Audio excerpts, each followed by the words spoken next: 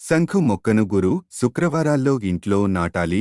ఈ 2 రోజుల్లో ఏదైనా ఒక రోజు పూలు నాటడం శుభప్రదంగా భావిస్తారు. శుక్రవారం రోజున ఈ మొక్కను నాటడం వల్ల లక్ష్మీదేవి ఇంటికి చేరుతుంది. గురువారం రోజున ఈ మొక్కను నాటడం వల్ల విష్ణువు ఆశీస్సులు మీ వెంటే ఉంటాయని విశ్వాసం. వాస్తుశాస్త్రం ప్రకారం ఈ మొక్కను ఇంట్లో పెడితే డబ్బుకు సంబంధించిన సమస్యలు తొలగిపోతాయి. ఈ నీలం శంఖు పుష్పం మొక్క సంపదను ఆకర్షిస్తుంది. శనివారం నాడు శని దేవుడికి నీలం రంగు శంఖు పూలు సమర్పించడం వల్ల శని దేవుడిని సంతోషపరుస్తుంది. ఇలా చేయడం వల్ల ఎలినాటి శని దోష ప్రభావాలను దూరం చేసుకోవచ్చు. కృష్ణకాంత అంటే నీలిరంగు శంఖపు పువ్వు ధనలక్ష్మిని ఆకర్షిస్తుందని నమ్ముతారు. ఈ మొక్క నాటిన ఇంట్లో లక్ష్మీదేవి కొలువై ఉంటుంది.